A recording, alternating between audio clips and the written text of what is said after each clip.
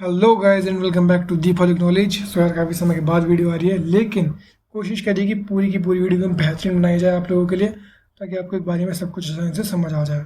तो आज का जो हमारा कोर्स है जो हम स्टार्ट करने वाले हैं वो है BPSC 134, जो कि है इंटरनेशनल रिलेशंस। उसकी काफ़ी डिमांड्स आ रही थी, इसलिए वीडियो बना दी इसके ऊपर भी। तो इसके अंदर टोटल 4 ब्लॉक्स हैं, और फर्स्ट ब्लॉक में है इंट्रोडक्शन, सेकेंड ब्लॉक में है इसके अप्रोचेस, थर्ड ब्लॉक में है डेवलपमेंट्स इन इंटरनेशनल रिलेशंस, और फोर्थ है इंटरनेशनल ऑर्गेनाइजेशंस। हम सबसे पहले फर्स्ट ब्लॉक की फर्स्ट यूनिट की बात कर लेते हैं, अंडरस्टैंडिंग इंटरनेशनल रिलेशंस। इसके अंदर हम क्या क्या देखने वाले हैं, पर वो देख लेते हैं। इंट्रोडक्शन सबसे पहले हम देखेंगे इसके अंदर, उसके बाद आता है रियलिज्म। रियलिज्म के अंडर में 4 की थीम्स दिए हुए हैं, जो कि है state egoism and conflict, state craft and national interest, international anarchy and its implications, polarity, stability and balance of power. Then new realism, फिर आता है लिबरलिज्म। फिर लिबरलिज्म के अंदर भी 3 की थीम्स हैं, जो कि है इंटरडिपेंडेंस लिबरलिज्म, रिपब्लिकन लिबरलिज्म और लिबरल इंस्टीट्यूशनलिज्म। फोर्थ आता है हमारा क्रिटिकल पर्सपेक्टिव्स, जिसके अंदर हमें 6 टाइप्स दिए हुए हैं। पहला है Marxism, new Marxism and critical theory, feminism, post structuralism, green politics, social constructivism, post colonialism. तो टोटल हमें कुल मिलाकर के यूनिट 1 के अंदर ये 4 मेन टॉपिक्स पढ़ना है, और उनके कुछ सब टॉपिक्स हैं। इससे पहले हम शुरू करते हैं इंट्रोडक्शन से। इंटरनेशनल रिलेशंस, तो हम समझते हैं कि ये है क्या। इसे समझने से पहले हम एक बार देखते हैं कि रिलेशंस क्या है, फिर हम उसके आगे इंटरनेशनल वर्ड को ऐड करेंगे। दोनों वर्ड को मिला करके हम बना देंगे इंटरनेशनल रिलेशंस। पेपर में लिखाएंगे फुल मार्क्स। ठीक है, ऐसा ही सिंपल है जैसे मैंने बोला, बट थोड़ा समझ लेते हैं इसे। रिलेशंस जैसे कि mom dad, dad daughter, dad son, ठीक है, जो भी हैं, इनके अंदर एक दूसरे के प्रति क्या ड्यूटीज़ रहती हैं, क्या रोल्स रहता है, किस तरीके से कॉपरेट करते हैं, मैनेज करते हैं चीज़ों को, ये रिलेशंस का पार्ट है। सिमिलरली इंटरनेशनल रिलेशंस के अंदर भी यही चीज़ है, लेकिन बड़े लेवल पे, इंटरनेशनल लेवल पे। एक कंट्री दूसरी कंट्री के साथ कैसे कॉपरेट करती है, कैसे डील करती है, उनके आपस में कैसे रिलेशंस हैं, ये इंटरनेशनल रिलेशंस कहलाया जाता है। तो इंटरनेशनल रिलेशंस एक एरिया है पॉलिटिकल स्टडीज़ के अंदर, जो कि सॉवरेन स्टेट्स के आपस में कैसे रिलेशन है उससे डील करता है। सॉवरेन स्टेट्स, सॉवरेन का मतलब होता है वो कंट्रीज या वो बॉडी जो कि फ्री है, जो कि सुप्रीम है, जो कि अपने रूल्स एंड रेगुलेशंस खुद बनाती है, जिसके ऊपर किसी और को डोमिनेंस नहीं है। यानी कि अगर उसे खुद कोई रूल बनाना है तो उसे किसी से पूछने की ज़रूरत नहीं है, वो अपने रूल्स एंड रेगुलेशंस खुद अपने अकॉर्डिंग बना सकती है। उसे हम सॉवरेन कहते हैं। अब सॉवरेन बॉडी भी हो सकती है, यहाँ पे सॉवरेन स्टेट्स हैं, यानी कि वो स्टेट्स जो कि फ्री हैं, जो कि किसी के भी अंडर में नहीं है, कोई उनके ऊपर रूल नहीं करता, वो फ्री हैं। जैसे कि इंडिया एक सॉवरेन स्टेट है, क्योंकि इंडिया अपने रूल्स एंड रेगुलेशंस खुद बनाती है, किसी से पूछ करके वो नहीं बनाती है। तो सिंपली अगर कहें तो इंटरनेशनल रिलेशंस जो कंट्रीज हैं उनके बीच में कॉन्फ्लिक्ट्स, कॉपरेशंस, फंक्शंस और रोल ऑफ इंटरनेशनल ऑर्गेनाइजेशंस, जैसे कि UN यानी कि United Nations, WTO World Trade Organisation and Nuclear Supply Group, साथ ही साथ रोल ऑफ MNC यानी कि मल्टीनेशनल कॉपरेशंस, और जो न्यू चैलेंजेस हैं जो कि कॉमन है सभी कंट्रीज़ के लिए, उनसे कैसे डील करना है, उनके क्या तरीके हैं, उन सब पे ये बात करता है। अब कॉमन इश्यूज़ क्या हो सकते हैं, जैसे climate change, terrorism, refugees, migrants. अब क्लाइमेट चेंज अगर इंडिया में हो रहा है तो ऐसा होता है नहीं कि सिर्फ उससे इंडिया को ही फ़र्क पड़ेगा, जो भी नेबरिंग कंट्रीज़ है ऑल ओवर द वर्ल्ड है, सब जगह फ़र्क पड़ेगा। अगर कहीं पर ज़्यादा पॉल्यूशन हो रहा है तो उसका फ़र्क इंडिया पर ही पड़ेगा, साथ ही साथ बाहरी कंट्रीज़ के ऊपर ही पड़ेगा। सो ये कुछ कॉमन इश्यूज़ होते हैं जिनके ऊपर इंटरनेशनल रिलेशंस के थ्रू सही बॉडीज एक साथ बैठ करके रूल्स एंड रेगुलेशंस फॉर्म करते हैं, ताकि इन सभी से डील करा जा सके। अब इंटरनेशनल रिलेशंस को समझकर हम डिफरेंट कंट्रीज़ की जो नीड्स है और वर्किंग्स हैं उनको समझ सकते हैं, और एक अच्छा वर्किंग एनवायरनमेंट बना सकते हैं इंटरनेशनल लेवल पे, जिससे कि ग्लोबल पीस और डेवलपमेंट अचीव कर सकते हैं बहुत आसानी से। अब ये तो हो गया इसका थोड़ा सा इंट्रोडक्शन, लेकिन इसके अंदर कुछ डिबेट्स हैं। ठीक है, हम वो डिबेट्स देखते हैं। सबसे पहले जो इसके अंदर डिबेट है वो है रियलिज्म एंड लिबरलिज्म। तो इन दोनों ने इंटरनेशनल रिलेशंस की अंडरस्टैंडिंग को 1930 से डोमिनेट कर रखा था, और इसको हम फर्स्ट डिबेट कहते हैं। फर्स्ट डिबेट के अंदर जो दोनों पर्सपेक्टिव्स थे, इनको हम diplomacy, military, strategic capabilities in terms में समझ सकते हैं। ये हमारा फर्स्ट डिबेट है। इसके बाद आता है हमारा सेकंड ग्रेट डिबेट, जो बिहेवियरलिस्ट्स एंड ट्रेडिशनलिस्ट्स के बीच में हुई थी 1960s के बीच में, और ये इस चीज़ के ऊपर हुई थी कि जो बिहेवियर एक्टर्स का, स्टेट एंड नॉन स्टेट का, क्या वो क्राइटेरिया होने चाहिए IR को एक्सप्लेन करने के लिए या फिर नहीं। थर्ड ग्रेट डिबेट हुई थी हमारी 1970s से 80s के बीच में, और इस ग्रेट डिबेट को हम लोग इंटर पैराडिम डिबेट भी कहते हैं। ये हुई थी लिबरल एंड रियलिस्ट्स एक तरफ वर्सेस मार्क्सिस्ट के बीच में। यहाँ पर जो मार्क्सिस्ट हैं उन्होंने इंटरनेशनल रिलेशंस को इकोनॉमिक टर्म्स में समझा था। इसके बाद आती है हमारी fourth and last great debate, जो कि लेट 1980s में हुई थी, जो कि पॉजिटिविस्ट्स एंड पोस्ट पॉजिटिविस्ट्स के बीच में हुई थी। पॉजिटिविस्ट चाहते थे कि जो उनकी थ्योरीज हैं उनको फैक्ट्स बेस्ड ऑब्जेक्टिव नॉलेज के रूप में समझा जाए। फॉर एग्जांपल, रियलिस्ट कहते हैं कि जो वर्ल्ड है वो एक एनार्किकल प्लेस है और जो स्टेट्स हैं वो जीरो सम रिलेशंस के हिसाब से वर्क करता है। सबसे पहले एनार्किकल का मतलब समझते हैं। एनार्किकल मतलब होता है जिसका कोई भी लॉज एंड रेगुलेशंस नहीं होते, कोई भी सेंट्रल अथॉरिटी नहीं होती उन्हें गवर्न करने के लिए। जीरो सम रिलेशंस होता है जहाँ पर एक का प्रॉफिट दूसरे का लॉस होता है, यानी कि अगर मेरा कोई प्रॉफिट हो रहा है तो दूसरे का सेम उतना ही लॉस हुआ होगा। तो रियलिस्ट कहते हैं कि जो वर्ल्ड है उसकी कोई भी सेंट्रल अथॉरिटी नहीं है रूल्स एंड रेगुलेशंस बनाने के लिए, उन्हें गवर्न करने के लिए, और जो स्टेट्स हैं यानी कि जो कंट्रीज़ हैं वो जीरो सम रिलेशंस के हिसाब से वर्क करती हैं, यानी कि एक का फ़ायदा होता है तो दूसरे का नुकसान होता है। जैसे कि वॉर की कंडीशन में होता है कि एक कंट्री ने दूसरे पर अटैक किया, एक कंट्री जीत गई जिसका बहुत फ़ायदा हुआ और दूसरे का बहुत ज़्यादा लॉस हो गया। जबकि जो पोस्ट पॉजिटिविस्ट हैं उनकी थ्योरी वैल्यूज़ एंड सब्जेक्टिविटी पर बेस्ड है। जैसे कि फेमिनिस्ट का ये मानना है कि जो वर्ल्ड है वो पैट्रियार्कल है और इगैलिटेरियन वर्ल्ड ऑर्डर तभी अचीव हो सकता है जब वुमेन को भी फेयर एंड इक्वल ट्रीट करा जाएगा। पैट्रियार्कल मतलब डोमिनेटेड बाय मैन। जैसे कि आपने देखा होगा कि बाप की संपत्ति बेटे को मिलती है, बाप की संपत्ति लड़की को नहीं दी जाती, जो पहले चला आता था। तो फेमिनिस्ट यही कहते हैं कि वुमेन को भी इक्वल ट्रीट करना चाहिए, सिर्फ और सिर्फ मैन डोमिनेटेड नहीं होनी चाहिए। और इगैलिटेरियन का मतलब होता है जहाँ पर सभी के इक्वल राइट्स होते हैं। तो ये हो गया आपका इंट्रोडक्शन खत्म, और अब हम देखते हैं इसमें अगला टॉपिक जो कि हमारा रियलिज्म। इसको हम लोग पॉलिटिकल रियलिज्म भी कहते हैं, और इसका मानना ये है कि जो स्टेट्स हैं वो पावर सीकर्स हैं। अब मैं पहले आपको एक चीज़ क्लियर कर देता हूँ कि अभी हम लोग इंटरनेशनल लेवल पे बात कर रहे हैं, तो यहाँ पर जो स्टेट्स हैं वो कंट्रीज, यानी कि हम कंट्रीज को स्टेट्स कहेंगे यहाँ पे। तो जब भी मैं स्टेट्स कहूँ तो उसका मतलब इंडिया की स्टेट्स नहीं है, ये कंट्रीज की बात हो रही है।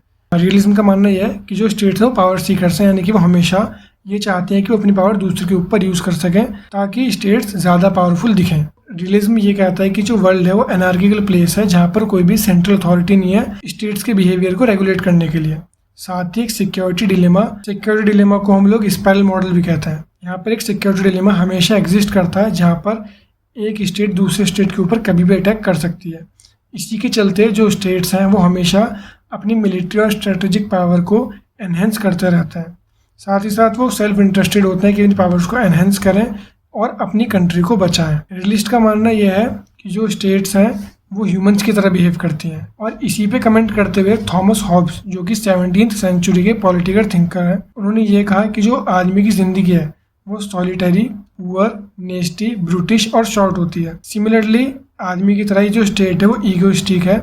इसी के चलते वो कॉन्स्टेंट कॉन्फ्लिक्ट्स में पड़ती रहती है दूसरी कंट्री के साथ अपनी सिक्योरिटी और इंटरेस्ट को बचाने के चक्कर में। रियलिस्ट का मानना यह है कि जो स्टेट्स है वो जीरो सम रिलेशंस के हिसाब से काम करती है जहाँ पर एक का गेन दूसरे का लॉस होता है। अब इसके बाद इसके जो हमने 4 थीम्स देखे थे, अब 4 थीम्स आते हैं। पहला थीम है इसका state egoism and conflict. So classical realism को हम लोग Greek philosopher Thucydides history of the Peloponnesian war, Sun Tzu's work the art of war, Kautilya's Arthashastra, इनकी कुछ राइटिंग्स हैं। साथ ही साथ Niccolo Machiavelli and Thomas Hobbes की राइटिंग्स में हम क्लासिकल रियलिज्म को ढूंढ सकते हैं। अब इन सभी ने एक बहुत ही पैसिमिस्टिक मतलब कि नेगेटिव पिक्चर दी है मैन की, ये कहते हुए कि जो आदमी का नेचर है वो jealousy, ego, greed, fear, envy और कॉन्फ्लिक्ट से भरा हुआ है। सिमिलरली यही नेचर स्टेट का भी है।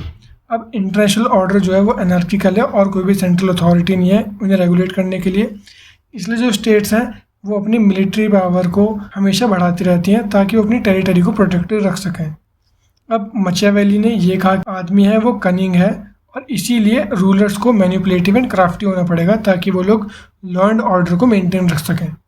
हॉब्स ने भी एक नेगेटिव पिक्चर दी आदमी की और ये कहा कि स्ट्रॉन्ग और सॉवरेन स्टेट पावर बहुत ज़रूरी है ताकि लॉ एंड ऑर्डर को मेंटेन रख सकें और लाइफ को प्रोटेक्ट किया जा सके। नेक्स्ट आता है हमारे इसके अंदर B point, state craft and national interest. तो स्टेट्स को मैनेज करने के लिए स्टेट क्राफ्ट बहुत ही इंपॉर्टेंट है। स्टेट क्राफ्ट होता है शासन कला, यानी कि किस तरीके से किसी भी स्टेट को मैनेज किया जा रहा है उसके हम लोग स्टेट क्राफ्ट कहते हैं। सो IR के अंदर स्टेट के मैनेजमेंट के लिए स्टेट क्राफ्ट बहुत ही ज़्यादा नेसेसरी है।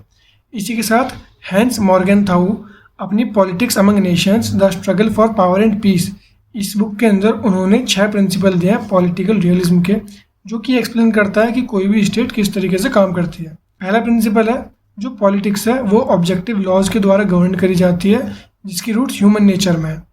सेकंड है इंटरनेशनल रिलेशंस को हम लोग कॉन्सेप्ट ऑफ इंटरेस्ट, जो कि पावर के टर्म्स में डिफाइंड है, इससे समझ सकते हैं। थर्ड प्रिंसिपल है जो फॉर्म्स एंड नेचर है स्टेट की पावर की, वो वेरी करती है टाइम के साथ, प्लेस के साथ और कॉन्टेक्स्ट के साथ, बट जो कॉन्सेप्ट है इंटरेस्ट का यानी कि बेनिफिट का, वो हमेशा कंसिस्टेंट रहता है, वो सेम रहता है। फोर्थ है universal moral principles state behaviour को गाइड नहीं करता है। फिफ्थ है कोई भी यूनिवर्सली एग्रीड सेट नहीं है मॉरल प्रिंसिपल्स का। लास्ट आता है पॉलिटिकल स्फीयर जो है वो ऑटोनॉमस है, और इसमें ये क्वेश्चन आ जाता है इंटरनेशनल पॉलिटिक्स के अंडर में कि how does this policy affect the power of a nation, यानी कि पॉलिसी किसी भी नेशन की पावर को कैसे अफेक्ट करती है। तो ये 6 प्रिंसिपल्स थे जो कि डिफाइन करते हैं कोई भी स्टेट कैसे काम करती है। अब इसमें हमारा अगला आता है international anarchy and its implications. क्योंकि कोई भी सेंट्रल अथॉरिटी नहीं है, सो स्टेट्स को सेल्फ हेल्प के ऊपर रिलाय रहना पड़ता है अपने इंटरेस्ट के लिए। सेकंड इम्प्लीकेशन ये है जो इंटरनेशनल सिस्टम है वो सिक्योरिटी डिलेमा,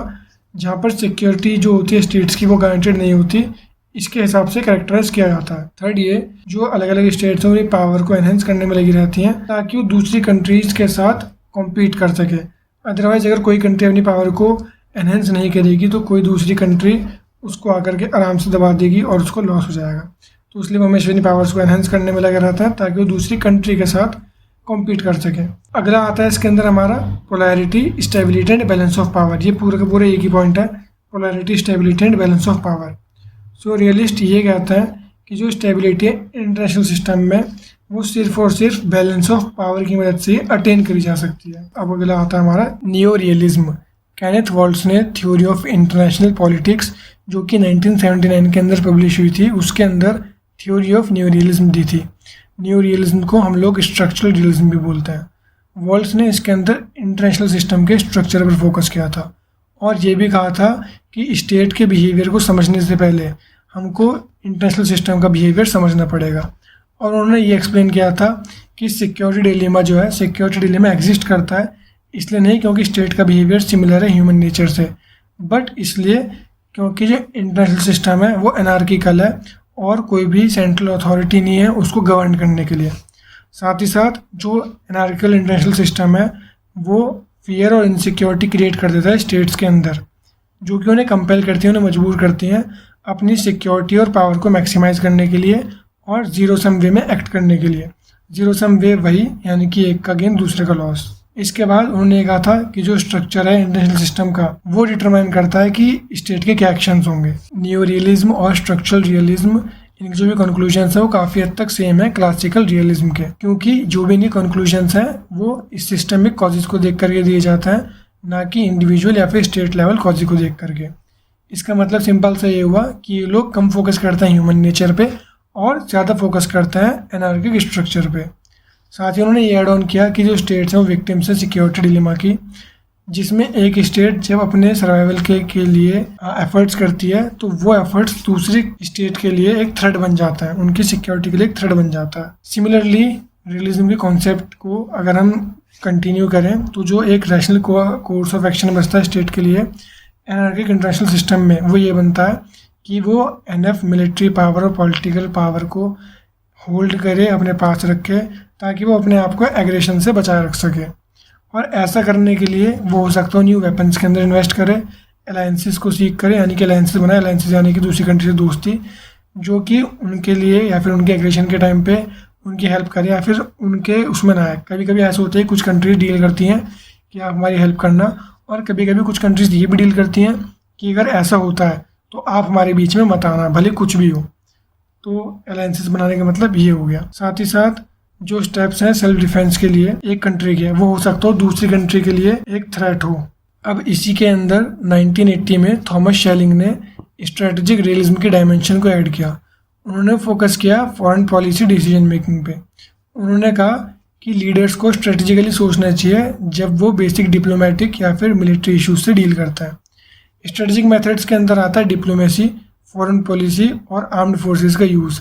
शेलिंग ने कहा कि जो डिप्लोमेसी है वो बार्गेनिंग की तरह है, जहाँ पर हो सकता हो जो भी आउटकम है वो दोनों के लिए आइडियल ना हो, लेकिन काफ़ी हद तक बेहतर हो एज़ कम्पेयर टू जो अदर ऑल्टरनेटिव होता। हो सकता है दोनों कंट्रीज अगर वॉर करते तो उनका जो कंक्लूजन होता बहुत ज़्यादा ख़राब होता, लेकिन चूंकि अब उन्होंने यहाँ पे डील कर लिया, आपस में बार्गेनिंग कर लिया, तो हो सकता है दोनों के लिए आइडियल सिचुएशन ना हो, बट दोनों के लिए फिर भी as compare to that war बहुत ज़्यादा मच बेटर सिचुएशन हो। अब इसमें अगला पार्ट आता है हमारा लिबरलिज्म। तो लिबरलिज्म का नॉर्मली मतलब होता है promoting the rights of an individual, और यहाँ पर लिबरलिज्म के हमें कुछ बेसिक प्रिंसिपल्स दिए हुए हैं, जो कि हैं freedom, tolerance, cooperation, compromise, peace and progress.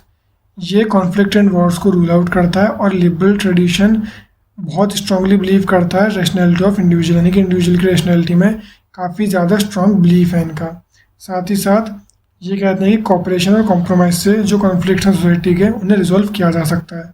और जो टॉलरेंस है वो की है हारमोनी बिल्ड करने की और कॉन्फ्लिक्ट्स को अवॉइड करने की, यानी कि अगर कोई बंदा टॉलरेट करेगा तो ऑब्वियसली भाई वो लड़ाई झगड़े से नहीं करेगा, कॉन्फ्लिक्ट्स को अवॉइड कर सकता है। अब जैसे कि रियलिस्ट का मानना था, लिबरल्स का मानना उससे बिल्कुल अलग है। लिबरल्स बिल्कुल भी इस चीज़ में बिलीव नहीं करते कि जो ह्यूमन का नेचर है वो बहुत एविल है, बल्कि वो ये कहते हैं कि जो ह्यूमंस हैं वो सोशिएबल है, रैशनल है, कॉम्पिटिटिव एंड कोलैबोरेटिव है। 17th सेंचुरी में जॉन लॉकी, जो कि लिबरल फिलोसोफर थे, उन्होंने protection of rights of life, liberty and property of an individual, इनके प्रोटेक्शन पे काफ़ी ज़्यादा जोर दिया। उन्होंने कहा कि कॉन्स्टिट्यूशनल स्टेट होनी चाहिए ताकि जो फ्रीडम है इंडिविजुअल की वो इन्फ्रिंज ना हो। उसके बाद जेरेमी बेंथम आए। जेरेमी बेंथम ने इंटरनेशनल लॉ ये टर्म दी, और जो कॉन्स्टिट्यूशनल स्टेट थी उस कॉन्सेप्ट को काफ़ी ज़्यादा उन्होंने एनलार्ज कर दिया। अब उसके बाद 1970s के बाद जो लिबरलिज्म था वो वापस से रिवाइव हुआ अंडर न्यू लिबरलिज्म, और अब उसके बाद इसके 3 की थीम्स आता है। Interdependence liberalism. इंटरडिपेंडेंस का मतलब एक दूसरे पर डिपेंडेंट होना किसी चीज़ के लिए। इंटरडिपेंडेंस लिबरलिज्म फ्री ट्रेड और म्यूचुअली प्रोडक्टिव इकोनॉमिक रिलेशंस पर ज़्यादा जोर डालता है, और जो फ्री ट्रेड होती है वो अलाउ करती है कंट्रीज़ को गुड्स एंड सर्विसेज डेवलप करने के लिए जिनमें उन्हें ज़्यादा advantages compare to other countries, और ये इकोनॉमिक इंटरडिपेंडेंस को बढ़ा देता है और वॉर की जो प्रोबेबिलिटी होती है उसे कम कर देता है। सपोज़ एक कंट्री है जिसके अंदर प्लास्टिक प्रोडक्ट्स को बनाना काफ़ी ज़्यादा चीप पड़ता है और उसे एडवांटेज होता है कंट्री को बनाने में, उस चीज़ के लिए हम लोग उस कंट्री पे डिपेंडेंट रहेंगे। फॉर एग्जांपल मान लो इंडिया के अंदर चावल की प्रोडक्शन बहुत बहुत बहुत एक्सट्रीम ज़्यादा है, और यहाँ पे चीप भी है चावल को उगाना, तो जो बाकी कंट्रीज़ होंगी वो चावल के लिए इंडिया के ऊपर डिपेंडेंट होगी। ये होता है इंटरडिपेंडेंस। और साफ सीधी बात है, एक कंट्री दूसरी कंट्री पर किसी चीज़ को लेकर के डिपेंडेंट है तो इससे वॉर की प्रोबेबिलिटी अपने आप घट जाएगी, क्योंकि वो वॉर करने के बाद तो उससे डील कर नहीं पाएगी, तो इसलिए वॉर तो उसके बीच में होने वाला नहीं है। कॉब्डेन और ब्राइट, इन्होंने ये कहा था कि जो फ्री ट्रेड है वो डिफरेंट रेसेस, क्रीड्स और लैंग्वेजेस को पीपल को एक साथ ले आएगी और उन्हें एटर्नल पीस के एक बॉन्ड में बांध देगी। तो ये था interdependence liberalism. Republican liberalism. Liberals ये मानते हैं कि जो एक्सटर्नल बिहेवियर है स्टेट्स का वो उनके पॉलिटिकल और कॉन्स्टिट्यूशनल मेकअप से इन्फ्लुएंस्ड है। अथॉरिटेरियन स्टेट्स को जनरली एग्रेसिव और मिलिट्रिस्टिक देखा जाता है, जबकि जो डेमोक्रेटिक स्टेट होती हैं वो ज़्यादा peaceful and cooperative method use करती है अपनी डीलिंग्स के अंदर। फ्रांसिस फुकुयामा अपनी बुक एंड ऑफ हिस्ट्री में ये बताता है कि democracy is the order of the world, यानी कि जो डेमोक्रेसी है वो वर्ल्ड का ऑर्डर है। Freedom, trade, principles of corporation, ये बेसिक प्रिंसिपल्स हैं जिसके ऊपर वर्ल्ड अपने आप को गवर्न करेगी। इसके बाद 16th सेंचुरी के जर्मन फिलोसोफर इमैनुअल कांत, उन्होंने ये कहा कि डेमोक्रेसीज आपस में लड़ती नहीं है, इसीलिए डेमोक्रेसीज जोन्स ऑफ पीस यानी कि शांति के जोन्स बना देती है। Immanuel Kant said democracies do not fight and therefore democracies lead to the establishment of zones of peace. अब इसके बाद आता है हमारा लिबरल इंस्टीट्यूशनलिज्म। इसके जो ओरिजिन है वो हॉब्स एंड लॉक की कॉन्ट्रैक्ट थ्योरी के अंदर है। सोशल कॉन्ट्रैक्ट थ्योरिस्ट ये कहते हैं कि एक एक्सटर्नल सॉवरेन पावर ज़रूरी है ताकि सोसाइटी को स्टेट के बारबरस एंड कैओटिक नेचर से बचाया जा सके। सिमिलरली जो इंटरनेशनल ऑर्डर है वो एनार्किकल है और कोई भी बॉडी नहीं है जो कि उसे गवर्न करती है, इसलिए एक इंटरनेशनल ऑर्गेनाइजेशन बहुत ज़रूरी है जो कि रूल ऑफ लॉ को इस्टेब्लिश करे, जो कि कलेक्टिव सिक्योरिटी पर बेस्ड हो। इसी के चलते लीग ऑफ नेशंस पहला अटैम्प्ट था, और आज के टाइम में जो यूनाइटेड नेशंस है वो गवर्न करती है ग्लोबल पॉलिटिक्स को। एक इंटरनेशनल सिस्टम जो है वो क्लियरली लेड डाउन रूल्स के द्वारा गवर्न किया जाना चाहिए, यानी कि उसके क्लियरली लिखे हुए रूल्स होने चाहिए जिससे किसी भी कंट्री को कोई भी दिक्कत ना आए। साथ ही साथ जो ग्लोबलाइजेशन के इफ़ेक्ट्स हैं और चैलेंजेस हैं जो कि सिचुएशंस लाइक टेररिज्म, पेंडेमिक से आता है, वो ये दर्शाता है कि इन सभी से कोई भी कंट्री अकेले डील नहीं कर सकती, इस चीज़ के लिए वो दूसरे पे डिपेंडेंट है। लास्ट टॉपिक आता है हमारा critical perspectives. So critical perspectives ने इंटरनेशनल रिलेशन में 1980s के दशक में इम्पोर्टेंस गेन करी। इन्होंने ग्लोबल स्टेटस को, नॉर्म्स और वैल्यूज़ को चैलेंज किया था। साथ ही साथ इनइक्वालिटीज़, इनजस्टिसेस और इम्बैलेंसेस जो कि मेन स्ट्रीम थ्योरीज ने इग्नोर कर दी थी, उन्होंने इसको एक्सपोज किया था। इसका जो टास्क था वो सिर्फ और सिर्फ IR को समझना नहीं था, बट उसे चेंज करना भी था। अब इसके अंदर हमें कुछ व्यूज़ दिए हुए हैं। सबसे पहला व्यू आता है हमारा इसके अंदर Marxism, new Marxism and critical theory. So Marxism को हम लोग जो दो मेन स्ट्रीम थ्योरीज थी, रियलिज्म और लिबरलिज्म, उनके ऑल्टरनेटिव मान सकते हैं। और जो मेन स्ट्रीम थ्योरीज थी वो ज़्यादातर जो रिच और पावरफुल रूलिंग क्लासेस थी यूरोप की, उनके इंटरेस्ट में काम करते थे। जबकि जो मार्क्सिज्म था वो जो सोसाइटी के वीकर सेक्शन थे उनकी एक वॉइस थी। उसके बाद मार्क्सिज्म ये एक्सप्लेन करते हैं कि जो सोसाइटी है वो इकोनॉमी के बेसिस पे डिवाइडेड है और दो क्लासेस एग्जिस्ट करती हैं सोसाइटी के अंदर, जिनमें से पहली है हैव्स और दूसरी हैव नॉट्स। उसके बाद उन्होंने कुछ स्टेजेस दी, जैसे कि पहली है प्रिमिटिव कम्युनिज्म, जहाँ पर हर कोई इक्वल है और कोई भी सोशल डिवीज़न नहीं है रिच और पुअर के बीच में।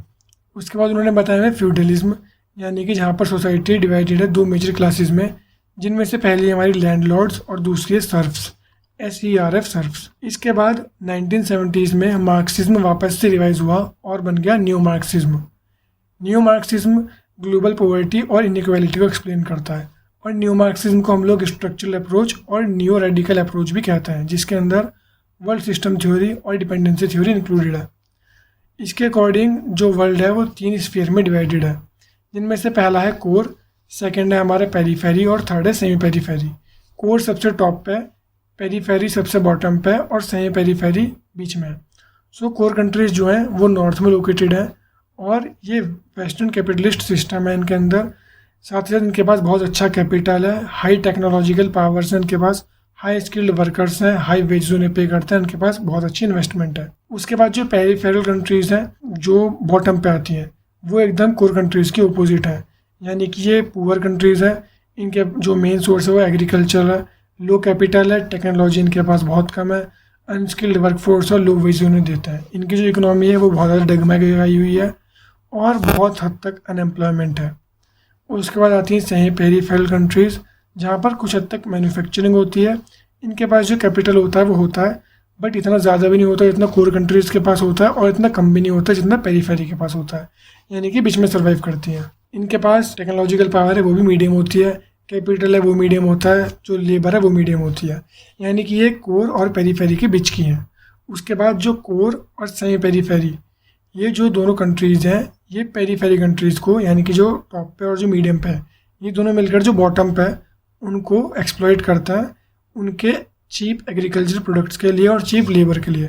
साफ सीधी बात है भाई, जो बड़ी बड़ी कंट्रीज़ हैं वो सस्ती कंट्रीज से लेबर उठाती हैं, वहाँ से प्रोडक्ट उठाती हैं कम पैसों में, ताकि अपनी कंट्री में ज़्यादा पैसों बेच सके और एक अच्छा कैपिटल गेन कर सके।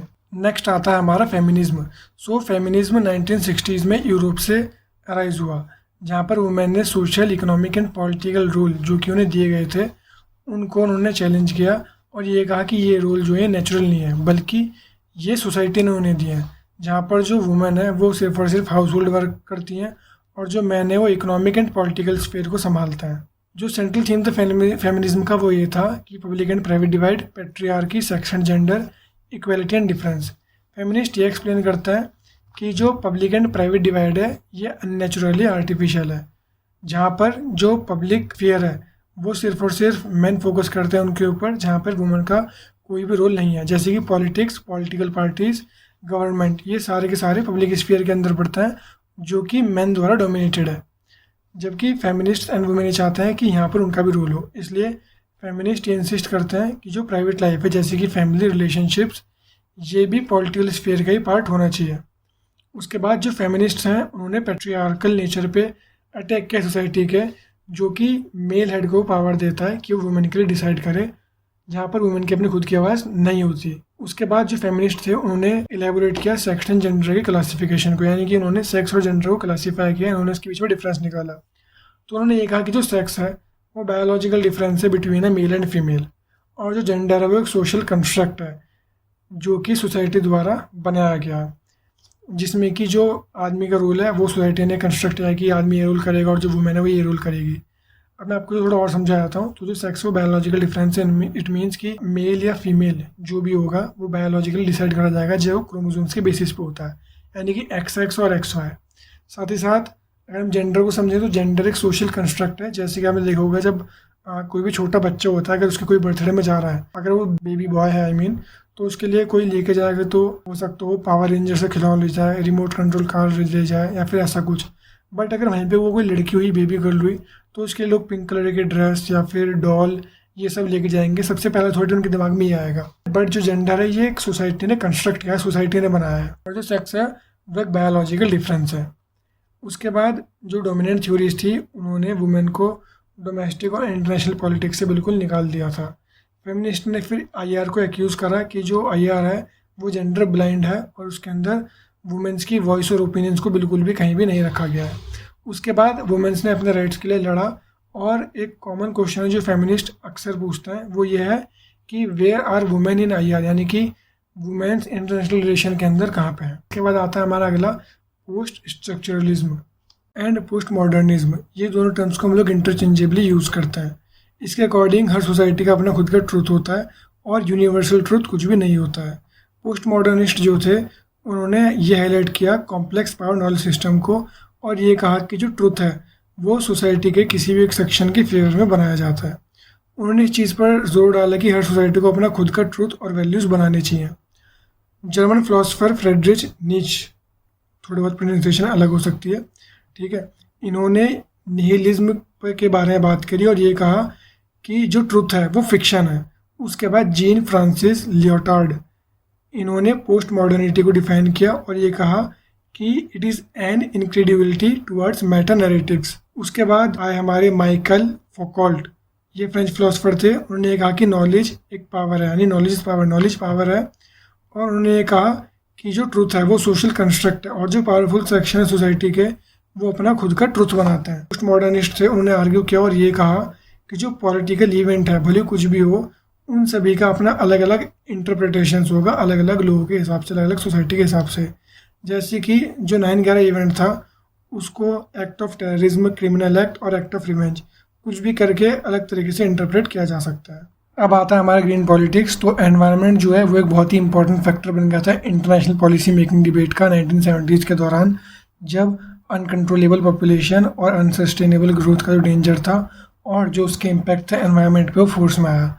फिर 1990s में इसे थोड़ी सी और इम्पोर्टेंस मिल गई जब जो क्लाइमेट चेंज कंसर्न थे वो एक्शन में आए। जो ग्रीन पॉलिटिक्स है ये एक लिंक बताता है ह्यूमन और नेचर के बीच में। ये कहता है कि जो बैलेंस है इकोनॉमिक ग्रोथ के लिए वो बना रहना चाहिए नेचर के साथ। सस्टेनेबल डेवलपमेंट पे ये फोकस करता है बहुत। और इसके बाद इसके अंदर आते हैं इको सोशलिस्ट जो ब्लेम करते हैं कैपिटलिस्टिक डेवलपमेंट को एनवायरमेंटल डिग्रेडेशन के लिए।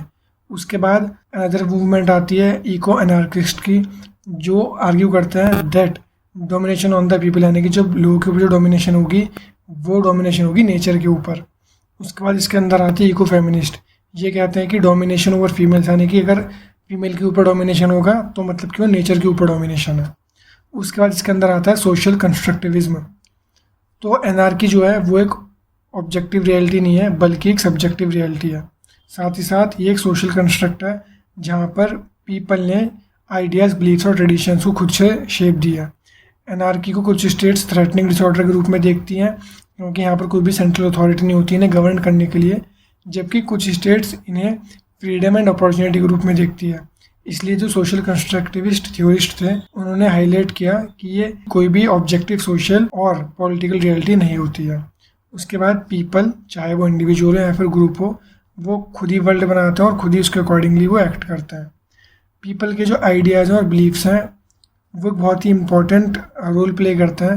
वो एक अपनी आइडेंटिटी ले लेते हैं जब वो उन्हें शेयर करते हैं। उसके बाद जो थ्योरिस्ट हैं वो एक्सप्लेन करते हैं कि जो नेशंस हैं वो ऑब्जेक्टिव एंटिटी नहीं है बल्कि जो नेशन है वो एक इमेजिन्ड कम्युनिटी है जहाँ पर जो लोग हैं वो common beliefs, ideas, history, blood and lineage को शेयर करते हैं। कंस्ट्रक्टिविज्म एक इन्फ्लुएंशियल पोस्ट पॉजिटिव अप्रोच है जिसने इम्पोर्टेंस कोल्ड वॉर के बाद ली। इसके बाद इसके अंदर आता है पोस्ट कॉलोनियलिज्म। जो कॉलोनियल पावर्स थी वो बहुत पहले ही ख़त्म हो चुकी थी और अब आज के टाइम में न्यूली इंडिपेंडेंट कंट्रीज़ अपनी सॉवरेनिटी के साथ एग्जिस्ट करती हैं।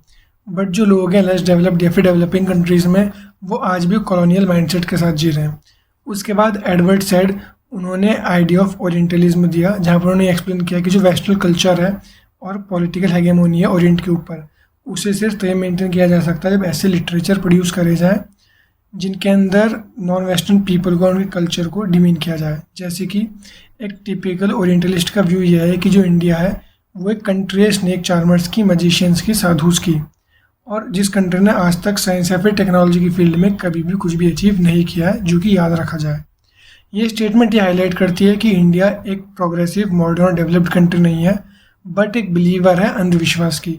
हालांकि ये जो व्यू है ये बाइस्ड है, लेकिन यही बाइस व्यू वेस्टर्न डोमिनेशन एंड हेगेमोनी है ओरिएंट के ऊपर। इसके बाद जो पोस्ट कॉलोनियलिज्म है वो इंटर वॉर पीरियड के दौरान आया था, बट जो उसने इम्पोर्टेंस ज़्यादा गेन करी वो गेन करी सेकेंड वर्ल्ड वॉर के बाद। और जो इंटर वॉर पीरियड था वो था आपका 1919 से लेकर 1945 तक। ये इसलिए हुआ क्योंकि जो इंपीरियल पावर्स थी जैसे कि ब्रिटिश, डच, फ्रेंच और अदर कॉलोनियल यूरोपियन कंट्रीज, वो हरा दी गई थी नेशनल फ्रीडम मूवमेंट के द्वारा। इंडिपेंडेंस लेने के बाद जो रेडिकल्स थे उन्होंने अपनी खुद की एक आवाज़ बनाई जो कि लिबरलिज्म एंड सोशलिज्म से अलग थी, और इन्होंने नॉन अलाइंड मूवमेंट फॉर्म किया। और जो मेंबर्स थे नॉन अलाइंड मूवमेंट के वो Afro Asian, Latin American countries, इन जगह से थे, और इन्हें थर्ड वर्ल्ड भी कहा जाता था, जिन्होंने खुद का अपना पर्सपेक्टिव बनाया था global political, economic and cultural priorities पे।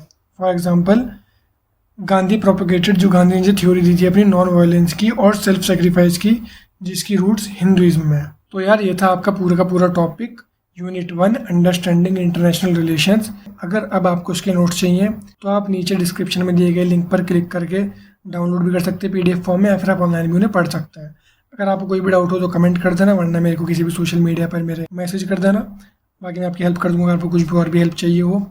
बाकी यूनिट 2 भी 2-4 दिन के अंदर ही आ जाएगी। बाकी लाइक, शेयर, सब्सक्राइब करना मत भूलना। शेयर कर देना, सब्सक्राइब कर देना, लाइक भी करके जाना। And thank you so much for watching the video. Keep showering your love. Bye bye.